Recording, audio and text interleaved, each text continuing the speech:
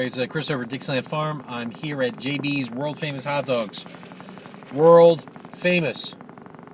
So, if you live in the world, let me know if you've heard of JB's World Famous Hot Dogs, because I want to validate that claim. And anybody who claims world famous. So you're now watching Chris at the world famous Dixieland Farm. This video is the wrap-up of digital versus analog. It's called Master Debater. Why? Because we're going to be talking about mastering and record mastering. And what does that mean? And why does it matter? And what are you talking about? And alright, so they've got a recording with a bunch of different tracks, and they mix it, and they make something called a mix master, where they set all the different levels and done all what they're going to do to the record.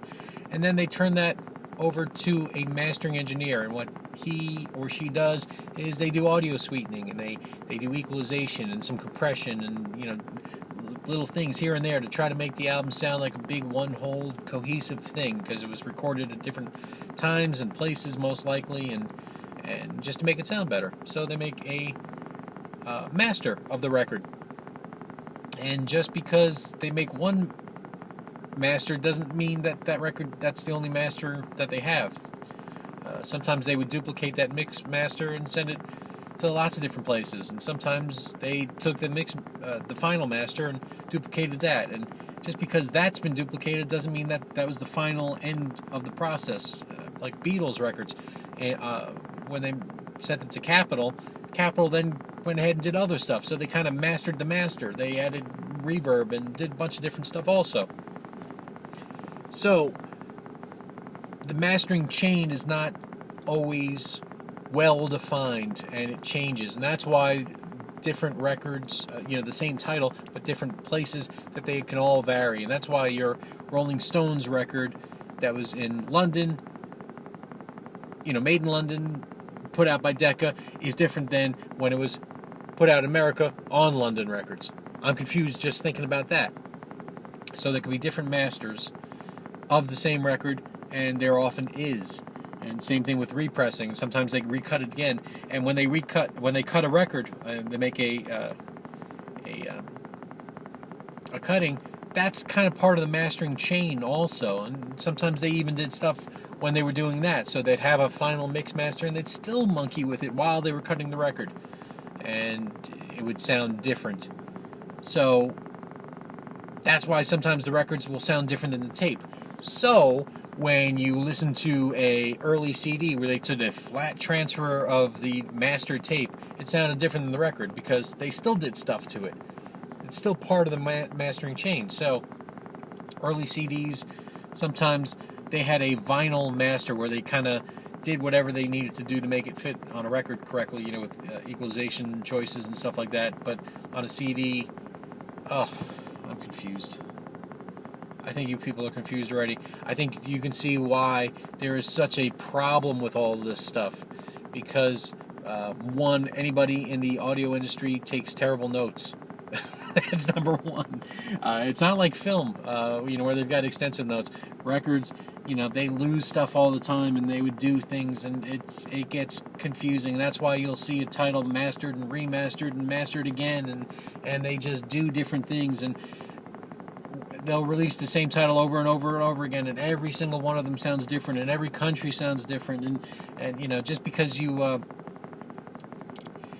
used to go by the advice, if wherever the band was from, that was where you got it. But that's not true in the Rolling Stones case after a certain point, because they were really an American band when they were signed to Atlantic or Rolling Stones Records. So your UK pressing is actually going to be worse than the US pressing, kind of, because at that point in time, the US pressings were starting to go a little crappy. So that's not always the case. But then the Japanese pressings sometimes sound better to some people, and nobody's buying Japanese music. These are all different normal rock bands, so that gets confusing. So what's going on, Chris? Okay, all right. So apples to apples get really complicated. When I did my digital comparison, one person downloaded Breakfast in America, the high-res version, and they said, but listen, the vinyl sounds so much better. than the high res. So the digital versus analog. I'm like, wait a minute, they're not the same master. One came out in 1979 and one came out just a few years ago. You don't know what happened. It's same tape, same anything. Maybe they did different stuff to it when they transferred it to digital. They could have mastered it on top of the mastering, remastered the whole thing. Apples and apples get so complicated, and that's why there's a internet forum, the Steve Hoffman forum. He's a mastering engineer, and they go on and on and on and on and on about what's the best copy of certain albums. Is it this? Is it that? That's where everyone found out that the Pet Sounds reissue with Carl and the Passions, was it 74? That was the best flat transfer, because when they made Pet Sounds, the mono version, that was during that period, somewhere between 65 and 67. A lot of music for teenagers, didn't sound great because they mastered that to work well on those teens' players. And their players were worse than what, everyone slags at Crosley, but these were way, way, way worse. And so, but that's not always the case, too. That was, Capitol Records for that band. It gets so confusing. So, and then there's when things are pressed and how they're done, and forget it. That's why it's called the debater here, right? Because you debate over what's the best sounding thing, and the digital and analog CDs versus later CDs. So you get a title that was pressed right when CDs came out. For a long time, people said those sounded terrible, and now it's flip-flopped, and people say no, those sound great because they were flat transfers. Then other people say, well, they were flat transfers meant for vinyl, which that could be. Just because you made a master tape, you could have made a vinyl master which had that RIA curve already on the tape, and sometimes they didn't do that, and same thing with notes. And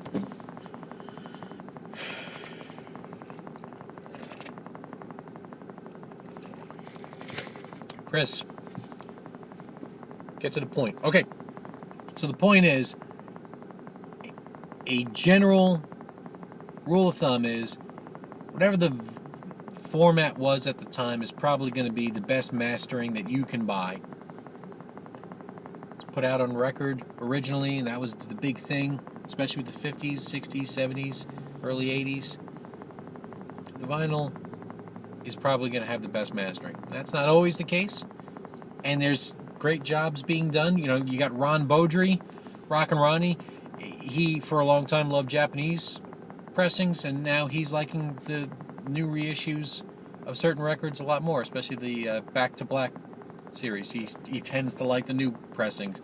They were done well and made well, and there might have been digital in the chain, there may have not been, but those are the masterings he prefers. And then other people, they always prefer the original pressing, and that had the best mastering for them. And some people are a little looser, and certain represses were better, especially in the 70s. You get the 60s stuff, which was a little bit compromised, probably for its audience, but in the 70s, most people had better players at that point, and the players were, cheaper. And so those might be the best things, like Time of the Zombies, which is a way you can get Odyssey and Oracle cheap.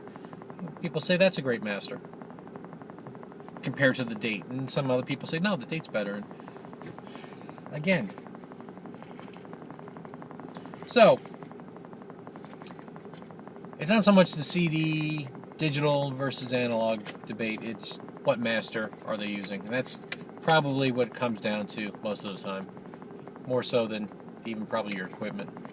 Get a crummy master, it's going to sound crummy. Get a good master, it's going to sound great. And what's the best master to buy? I don't know. Go by that rule of thumb. Came out on vinyl, get it on vinyl. Came out on CD, probably get it on CD. And there's exceptions to that rule also. There's a lot of exceptions. The whole thing's an exception. There's stuff that the vinyl sounds better even though it came out on CD, or sometimes the vinyl sounds better than the digital. But that's all due to mastering, not the format. All right, 10 minutes. I've rambled long enough. I've confused enough of you. Leave comments. Go ahead and debate me back. I will engage anyone in conversation about this stuff and have no authoritative answers. Coming to you live from the world-famous foot-long hot dog restaurant JB's.